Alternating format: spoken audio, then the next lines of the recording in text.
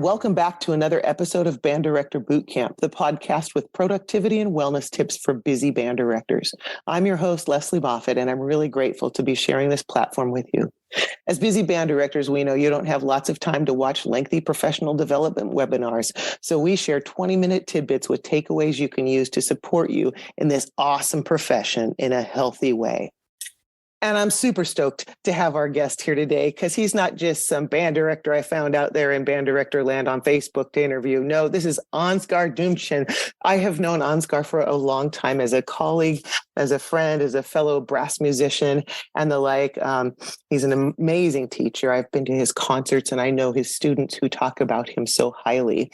And so I'm thrilled to have him here and to share a little bit about himself and his journey and something that, because let me tell you, he's in his 27th year of teaching, so he's figured some stuff out, and he's going to share something here that you might be able to take away and help you a little bit with your productivity or personal wellness so you can keep doing this work in a sustainable way. So Ansgar, thank you for sharing your time and talent with us today. Would you introduce yourself to our listeners? Oh, absolutely. Lesley, thank you very much for having me on your podcast here. I appreciate that. And I always like sharing ideas and other things. Yes, my name is Ansgar Duemchen. I'm native German. I actually was a performance musician in Europe prior to becoming a band director. But in order to make a living that was sustainable, I also had to teach. And I was one of the lucky musicians who found a lot of pleasure in teaching. So when I returned to the United States after going to WSU years before, I got my master's in band directing and became a band director. And so what kinds of places have you taught? What grade levels, what groups? Yeah, so in Germany, I taught conservatory style because the way the United States teaches band and choir does not exist in Germany. The school only goes till 1 o'clock, and so I had studios of 50 students, and often paired with a youth band in the evening, and also being conductor of a community band, and you would get a salary from that. That was Germany, and then I came back, and I actually I went to Western, got my band directing degree, and then student taught with Jim Rice about half a year before you came at Jackson High School, because I was still thinking I'd like to teach high school level at that point.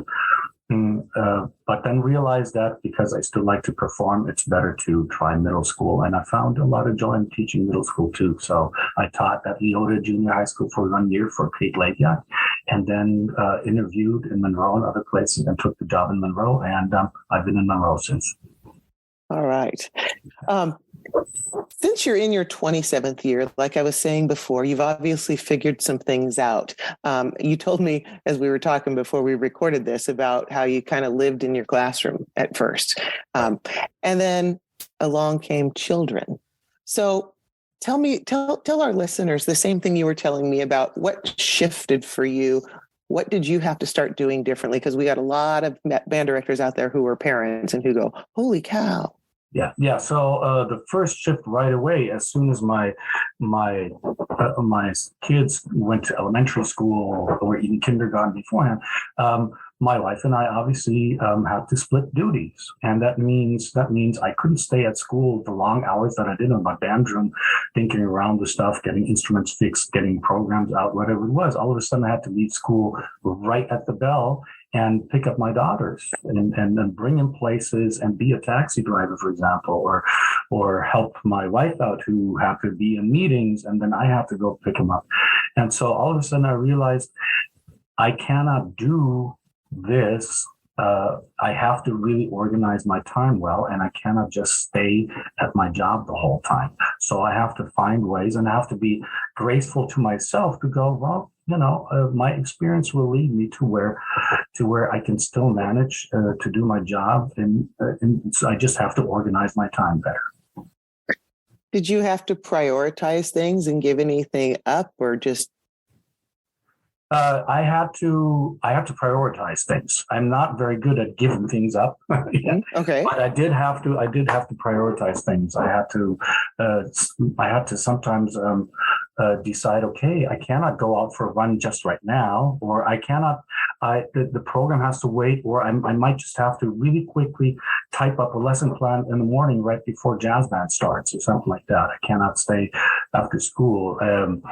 I have to, these instruments will have to wait for repairs, or these students, this grading will have to wait until the weekend, and then I'll give myself an hour or two time. So just organize the time that way. So all of a sudden, the family school balance became really, really important. Yeah, because your own kids, you only have such a short time, it feels like. And then before you know it, they're grown, because your kids are in high school. Can't believe it. I know. I know. Oh, gosh, that's crazy. So we're going to talk about, we talk about stress and how different things can impact our health. And I know you've had to be careful to protect your health.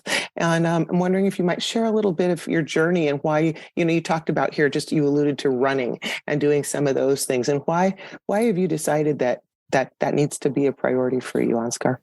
So I've started having health issues back in 1999 already. I had a very, very tough operation, diverticulitis operation and stuff, colon. So right after that, I started running because I realized, okay, I need to do something for my health. And the entire, during the 90s, I didn't do anything sports-wise, nothing. And then, so I started running. The running was one of the things that I could do quickly. I could get out there and do it.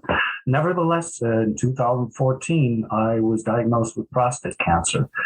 And C word was an ugly thing, and it was a very, very difficult time. Obviously, the day when I found out I had survived it, I was cancer free, was a huge one. But it also immediately gave me the perspective that I need to stop taking my job that seriously. Of course, it's important. I need to realize that it is a job. I need to realize that I need to be there for my family. I need to survive for my family. That is something I still need to remind myself often. I need to be there, and so I need to do what I can. So one of the things, the mottos that I gave myself was, do what you can on every given day. If you cannot do everything, it is going to be okay. You'll figure out things, and that relaxed me. And the funny thing is, when we relax as teachers, our students pick up on that, and the students relax. So that was very helpful. Yeah, you mentioned something that you've incorporated the longer you've taught, and through some of this, like you said, not taking things too seriously, bringing in the F word, a lot of fun. Right. To your classes. And you're right, because, when we have fun and we laugh, that's an emotion that puts good hormones throughout our bodies. When your students are experiencing those feel-good moments in your presence, and while they're playing music, it's reinforcing everything. They remember better, and it's so much better. And so being able to incorporate fun is such an important learning tool. And that should be like an important piece. People say we're not here to entertain, but if we can, that's a way to engage. And we as teachers have to be comfortable enough to know where to draw the lines, but also to know how to lead our kids through that. And I can imagine being in your class must be a hoot, because hanging out with you, after those meetings and stuff is just always fun. So I imagine your classroom atmosphere is a healthy amount of laughter and joy in there. Oh yeah. Sometimes to the point where you get the kids going because you have so much energy, and then you have to pipe them down. Yeah. Welcome, Band Director Bootcamp listeners. If you're feeling a bit burnt out and are ready for support and accountability partners in your wellness and productivity, we have an amazing opportunity for you.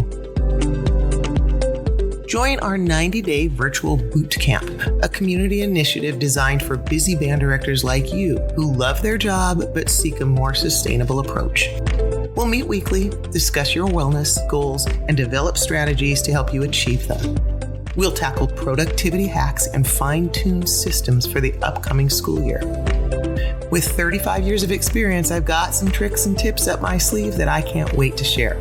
So, as we move into a new season of our lives, if you want to feel empowered and supported by like-minded individuals, this is your chance. Reach out to me at banddirectorbootcamp.com or click on the link in our show notes to schedule a 15-minute call. Let's ensure this is the right fit for you, get you signed up, and embark on this wellness journey together. Because together, we rise. You know, I asked you, I said, what is our goal with talking to the folks today? And you had three things that you had mentioned that you want our listeners to take away today. If you want to allude to those, you want me to remind you what we were talking about, but I think that it's important so that the people listening just like literally know, here's what Ansgar wants you to take away from this. Yeah. So the one point I think I had already mentioned, know that this is a job. Don't take yourself too seriously. Obviously, try to do your job well, but know that you are going to do that. The second thing was nothing they do or say, being admin or the kids, in terms of critique or things, can you take personally? Okay, it's a job, and often it's about them. And the third thing that I was going to tell the young teachers coming in, realize that you are entering the school atmosphere at a very, very difficult time. We're just emerging from COVID, and we're emerging from a sort of a Lord of the Flies situation where the kids, probably not all of them, but some kids were left alone, left to their devices, and they have learned that their world can be upturned in a matter of one day. So if they're questioning stuff, and we often say, why are you questioning this? You're supposed to be doing that. Well, if you learn that your world can be turned upside down in one day, you start questioning things differently. And so I'm try to think about that when kids act a certain way, and I try to give it a different approach.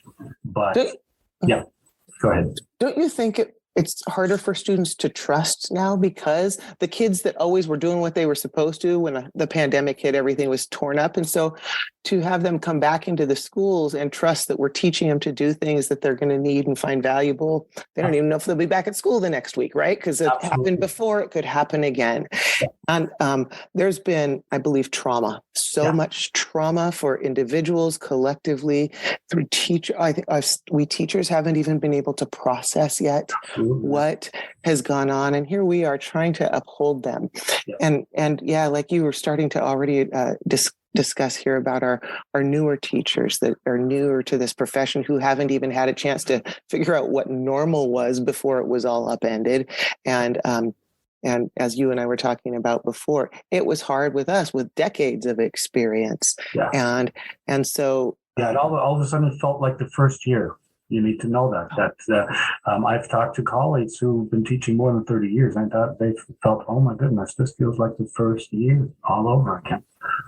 Yeah, and it felt like that when the pandemic hit. Mm-hmm. It felt like that when we went to hybrid learning. It felt like that again when we went back after the pandemic, but with masks and all of the things that made it so hard, and the social skills were so difficult. And then it felt again to me last year, like, now we're back to normal. And so that felt almost like now it's first year of this again, but post-pandemic, it's been like first year for year after year after year lately. Yes. So not trying to discourage our newer band teachers, but to just have a reality check, because we're so in the thick of it. It's hard to even comprehend what we've had to accommodate for ourselves, accountability to our administrators and communities, and then serving our students in weird ways, online band and driving to their houses to deliver photocopies that you hadn't touched and put in Ziploc bags of things. I mean, it was like crazy.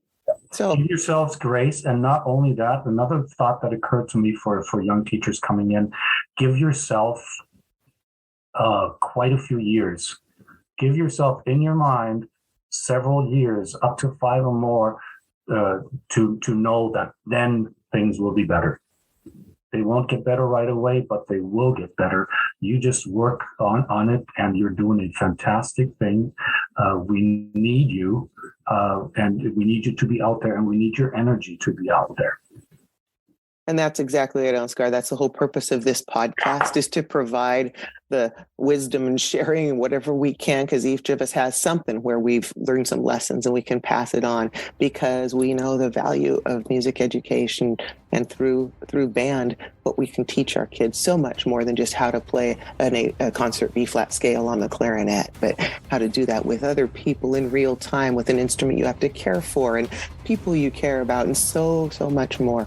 And our kids need community now more than ever. So yes, that's why we're here, is to provide this. So I want to thank you, Ansgar, for joining us on this episode of Band Director Boot Camp. And to all you listeners, I want to thank you for making a difference in kids' lives through the magic of music education. Join us next time for another episode of productivity and wellness tips to make your life a little bit easier here on Band Director Boot Camp.